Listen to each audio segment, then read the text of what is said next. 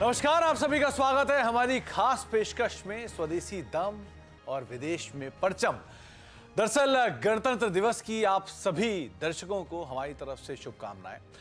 देश अपना 75वां गणतंत्र दिवस मना रहा है और ये मौका अपनी उपलब्धियों का जश्न मनाने का है। चांद पर भी हमने शान से तिरंगा फहराया और भारत की आर्थिक शक्तियों की पूरी दुनिया में परचम भी लहरा रहा है।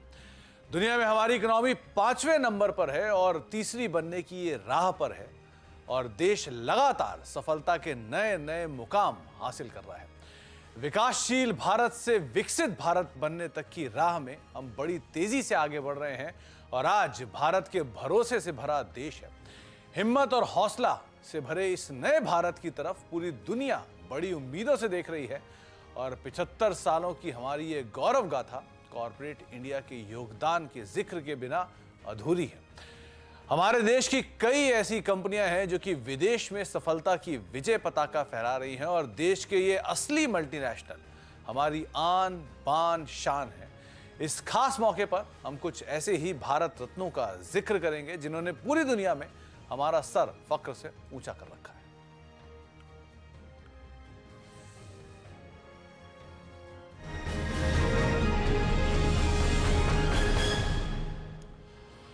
तो इस खास मौके पर आज हम बातचीत करने के लिए हमारे साथ दो जानकार जुड़ रहे हैं। चोला सिक्योरिटीज के धर्मेश कांत और एयूएम कैपिटल के राजेश अग्रवाल हमारे साथ मौजूद हैं, जिनसे हम बातचीत करेंगे आज अपने इस खास पेशकश को लेकर किस तरह से वो इस मौके पर कौन कौन से पिक्स ढूंढ के लाए हैं, कौन कौन से शेयरों पर हम बातचीत करने वाले हैं। आप दोनों को नमस्कार, आप दोनों का स्वागत है कार्यक्रम में। सबसे पहले तो राजेश सर, 75वां गणतंत्र दिवस हम मनाने जा रहे हैं और एक पिछले 4 साल या 5 साल में जो रफ्तार है अर्थव्यवस्था की हो, देश की हो या हर फील्ड में हो, स्पोर्ट्स की फील्ड हो, स्पेस की फील्ड हो या फिर कॉर्पोरेट वर्ल्ड की फील्ड हो, रफ्तार एकदम से मल्टीपल लेवल तेजी से आगे आ चुकी है। हर उसमें इंडिया को अब आप फॉरमोस्ट पोजीशंस पे देखेंगे। कैसे देख रहे हो? इकोनॉमी तो अच्छी कर ही रही है। हम पिछले साल हमारी मार्केट भी बढ़िया करके गई, 20-22% के आसपास का रिटर्न आया। रिसेंटली हम अमंग 4th लार्जेस्ट एक्सचेंज के तौर पे आते हुए दिखाई पड़ रहे हैं। सिचुएशन बहुत बदली है अर्थव्यवस्था की, भारतीय बाजारों में भी और ओवरऑल इकोनॉमी की भी। आप कैसे लीड कर रहे हो अभी सिचुएशन को? क्या कहोगे आप मार्केट्स को लेकर? गुड आफ्टरनून सुमित जी, धर्मेश जी। आपने सही कहा, 75वां साल और जिस रफ्तार से हम बढ़ रहे हैं पिछले कुछ सालों में, वो वाकई काबिले तारीफ है। हम सब भारतीयों के लिए एक बहुत फख्र की बात है। होता ये है सुमित जी कि जब गाड़ी स्टेशन से निकलती है ना, तो थोड़ी स्पीड कम रहती है और थोड़ी आगे जाने के बाद स्पीड बढ़ती जाती है। तो वही हाल है। शुरुआत में देश जब आजाद हुआ 75 साल पहले, कह लीजिए उस समय जो स्पीड थी और आप जो स्टेशन से निकली हुई गाड़ी अब बुलेट ट्रेन की तरह दौड़ रही है। और मुझे नहीं लगता कि आने वाले दिनों में इसमें कोई दिक्कत आने वाली है, क्योंकि जिस तरीके से सरकार का रवैया है और ये जो राज्यों के इलेक्शन के बाद लगभग ये पूरी तरीके से तय हो चुका है, मैं कहूँगा कि मौजूदा सरकार ही रिपीट होने वाली है। तो इससे इकोनॉमिक पॉलिसी वगैरह में कोई बड़े बदलाव की हमें लगता नहीं है कि कोई रुकावट आएगी और ये जो भारत का डंका है वो दुनिया में बसता रहेगा। धर्मेश सर, बहुत सारे ट्रिगर्स कामकाज कर रहे हैं भारतीय अर्थव्यवस्था के लिए सो फार, जिसमें पहला एक तो हम ऑब्वियसली कंजम्पशन ड्रिवन स्टोरी है, बहुत सालों से हम इसी स्टोरी को प्ले कर रहे हैं। प्लस चाइना +1 की एक बड़ी थीम इंडिया के लिए कामकाज कर रही है। गवर्नमेंट स्टेबल हो चुकी है, एफआई का फ्लो लगातार बना हुआ है, ब्रिक्स में एक बढ़िया जगह पर हम मौजूद हैं। बाकी इकोनॉमी से कंपैरिजन में हमको स्टेबल गवर्नमेंट के तौर पे, स्टेबल इकोनॉमी के तौर पे देखा जाता है। सो फार टेलविंड बहुत स्ट्रांग है। तो ये टेलविंड क्या कंटिन्यू करेगा? आने वाली सिचुएशंस को देख के आप क्या रीड कर रहे हो?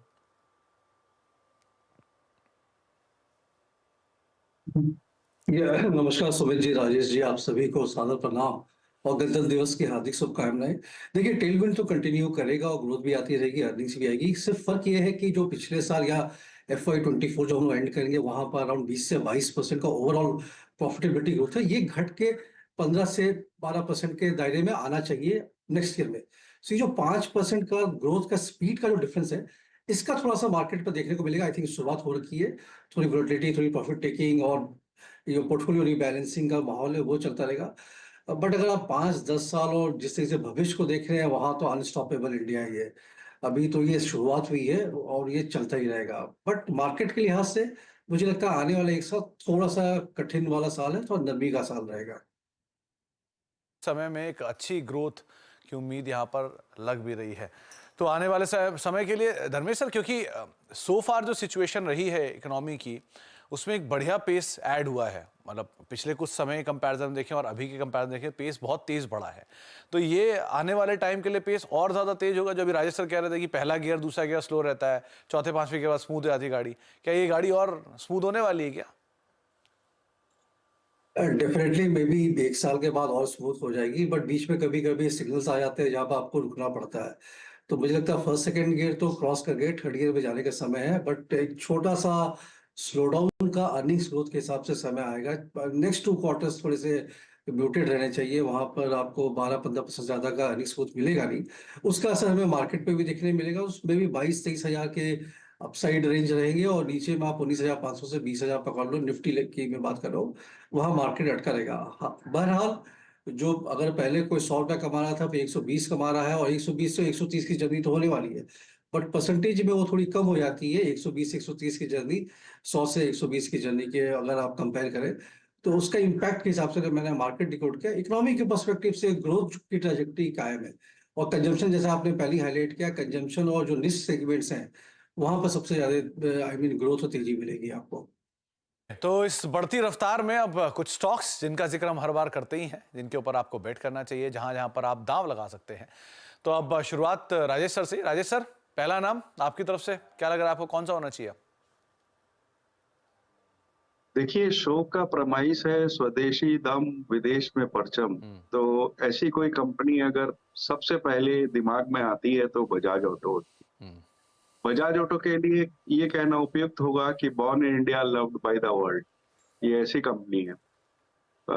18 मिलियन से ज्यादा मोटरसाइकिल 70 कंट्रीज में ऑलरेडी बेच चुकी है और नंबर 1 मोटरसाइकिल एक्सपोर्टर है।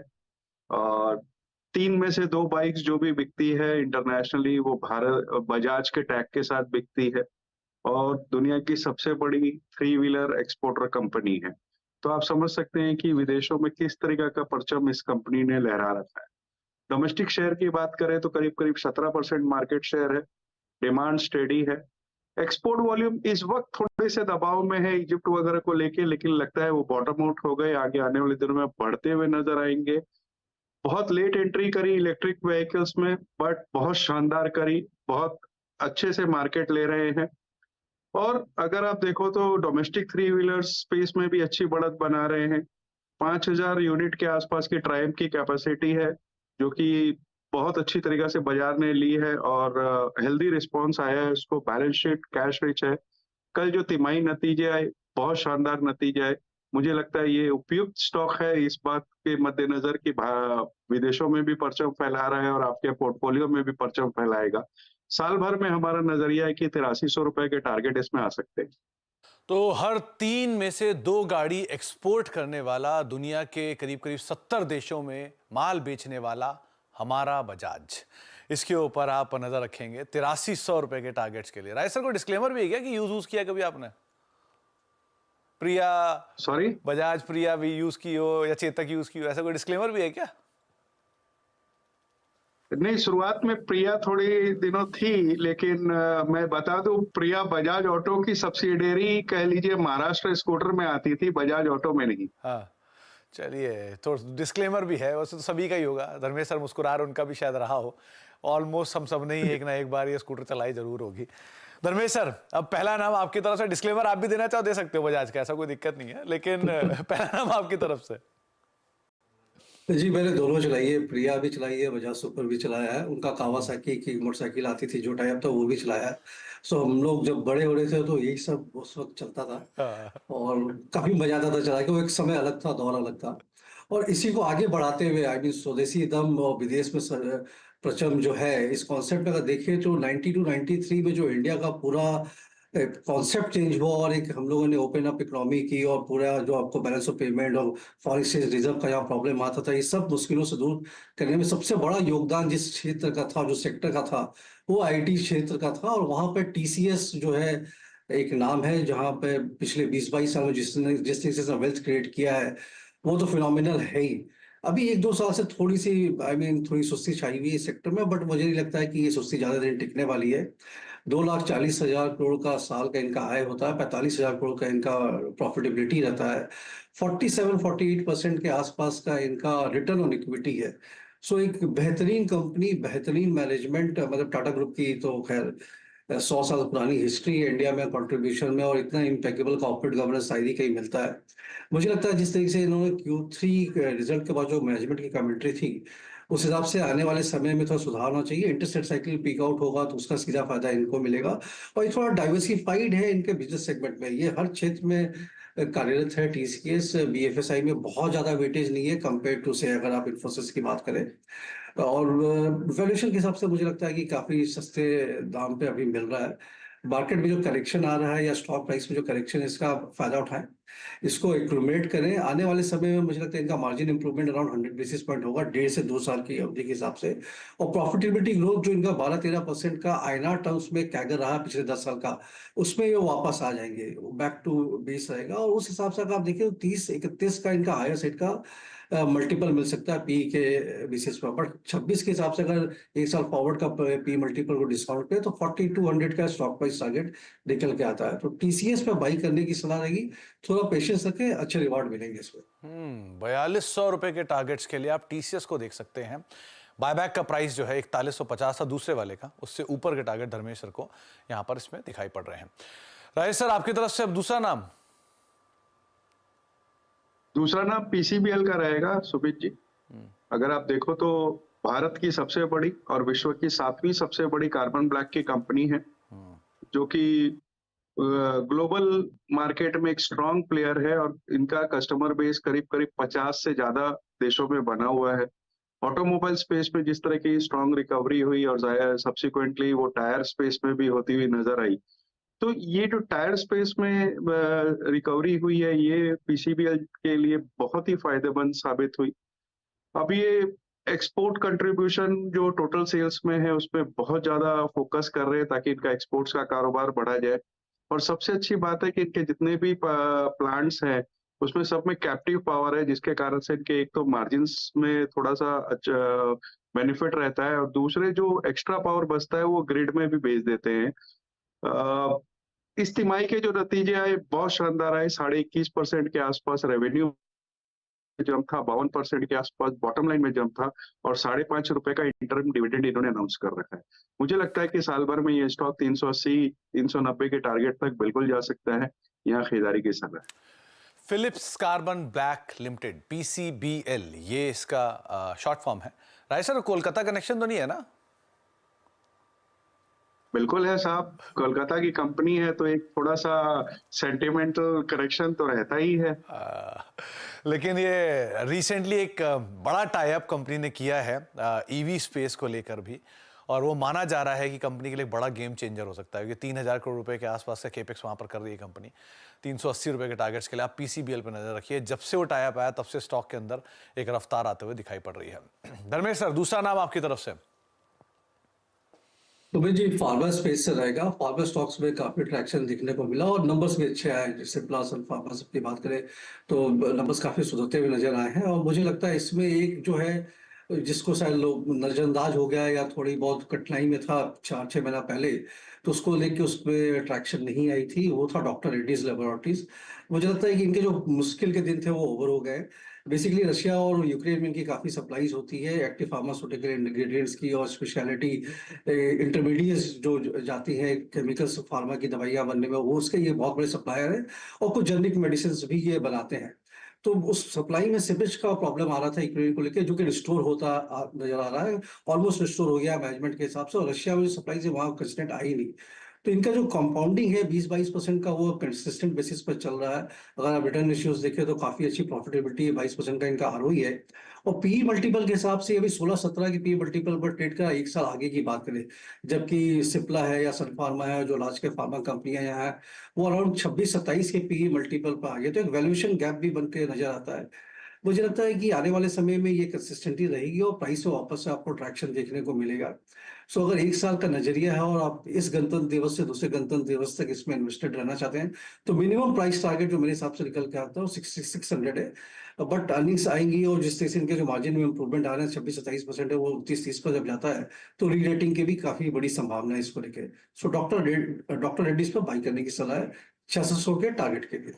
तो डॉक्टर रेड्डीज करीब 6600 रुपए के टारगेट्स के लिए आप इसे देख सकते हैं। वैसे भी एक क्लास कंपनी है, फंडामेंटल वाइज भी और अदरवाइज भी एक स्ट्रॉन्ग पेडिग्री कंपनी, जिसके ऊपर आप नज़र रखेंगे। मल्टीनेशनल जाइंट, जिसको आप देख सकते हैं भारत की तरफ से आते हुए। एक ब्रेक का वक्त है, ब्रेक के बाद लौटेंगे। 2 स्टॉक्स पे भी और चर्चा बाकी है। राजेश सर हमारे साथ बने रहेंगे, धर्मेश सर हमारे साथ बने रहेंगे, उनसे हम चर्चा करेंगे कुछ स्टॉक्स के ऊपर भी। और एक इंटरेस्टिंग स्टॉक राजेश सर के पास है, मतलब उसको देख के मैं भी सरप्राइज हुआ था, तो वो भी जरा जानते हैं राजेश सर से। छोटे से ब्रेक के उस तरफ।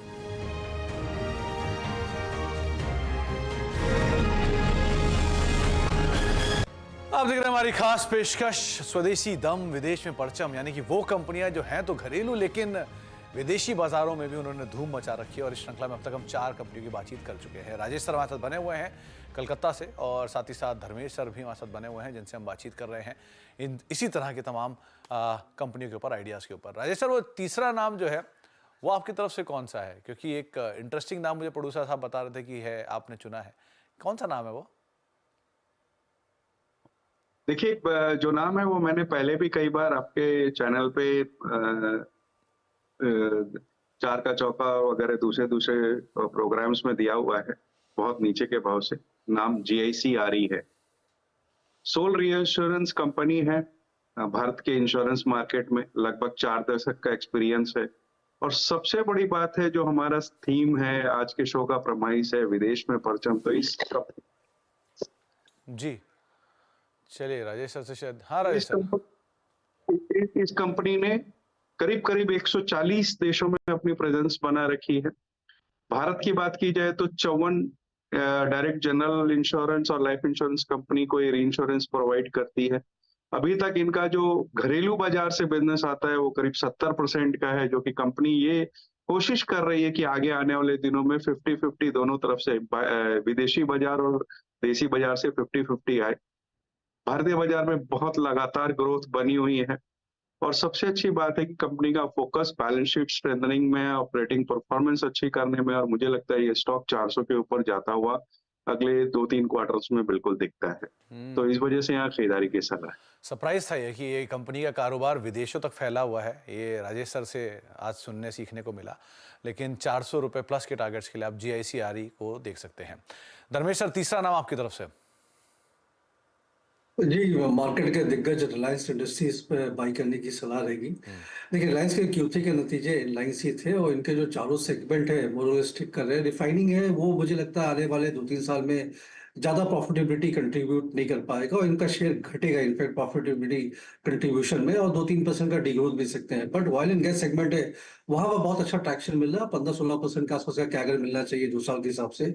जियो प्लेटफॉर्म्स में 20% का कैगर मिलना चाहिए। और जब 5G रोल आउट होता है तो वहां पर फिर इनके आरपूस भी आपको बढ़ते हुए नजर आएंगे, जो कि 180-185 है, ये 200 की तरफ जाना चाहिए 2 साल में। और रिटेल बिजनेस तो 12-13% के आसपास से ग्रो कर रहा है, वो 15% के आसपास से कैगर वहां भी मेंटेन होना चाहिए। ये 4 वर्टिकल कंट्रीब्यूट करेंगे। और बाद में रिलायंस एनर्जी का जो इनका कॉन्सेप्ट है, चाहे वो विंड के लिए कंपोनेंट्स बनाने का हो, विंड पावर जनरेशन जो होता है, फिर सोलर पावर में जो पैनल्स लगते हैं, फिर बैटरी स्टोरेज होता है, उनकी कंपोनेंट बनाएंगे। और हाइड्रोजन एनर्जी की बात कर रहे हैं तो उसमें भी कार्य चल रहा, वर्किंग प्रोग्रेस है, बट वो उससे भी आने वाले समय में काफी अच्छा कंट्रीब्यूशन मिलना चाहिए। 75,000 करोड़ के आसपास पिछले साल की इनकी प्रॉफिटेबिलिटी थी। हम लोग का ये मानना है कि FY26 तक की 1,03,000 करोड़ के आसपास का प्रॉफिट आएगा। तो एसओटीपी सम ऑफ पार्ट्स, अलग अलग बिजनेस का अगर वैल्यूएशन निकाल के रखे तो अराउंड 3100 के आसपास का प्राइस टारगेट निकल के आता है। काफी दमदार कंपनी है, स्टेबल कंपनी है, मार्केट लीडर रहा है सदियों से और रहेगा आने वाले समय में, तो इसमें बाई करने की सलाह है। देश की सबसे बड़ी कंपनी रिलायंस इंडस्ट्रीज पे खरीदारी करके चलने की राय धर्मेश सर की तरफ से आ रही है 3100 रुपए के टारगेट्स के लिए। 6 स्टॉक से बातचीत हो चुकी है। शुरुआत करता हूं राजेश सर के 3 नामों पर, जहां पर उन्होंने पिक किया सबसे पहले देश की सबसे बड़ी 2 व्हीलर एक्सपोर्टर बजाज ऑटो को, फिर Philips carbon black, PCBL strong number, strong capex के बीच में, और इंश्योरेंस स्पेस से जीआईसी आरई, जिसको राजेश सर की तरफ से चुना गया है। इसके अलावा धर्मेश सर की तरफ से तीनों दिग्गज देश की अलग अलग क्षेत्र के, doctor Reddy's, pharma major, IT major TCS, और देश की सबसे बड़ी कंपनी रिलायंस इंडस्ट्रीज, जिसके ऊपर आप बेट कर सकते हैं। डायरेक्टर साहब, जाने से पहले जरा मुझे वो शॉट्स दिखाइए जो मार्च पास्ट रिहर्सल के और बाकी आ रहे हैं, तमाम शॉट्स जो है। राजेश सर, कभी गए हो क्या आप ये 26 जनवरी की परेड में?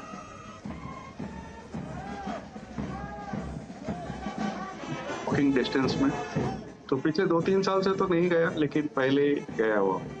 चलिए, एटलीस्ट आपने एक बार देखा है, क्योंकि ये देखने लायक चीज़ है। धर्मेश सर, आपने भी कभी अटेंड किया है क्या ये 26 जनवरी का परेड? ये सुमित जी, बहुत बार। मेरी पढ़ाई लिखाई दिल्ली से हुई है, तो हर 26 जनवरी को हम लोग जरूर जाते थे।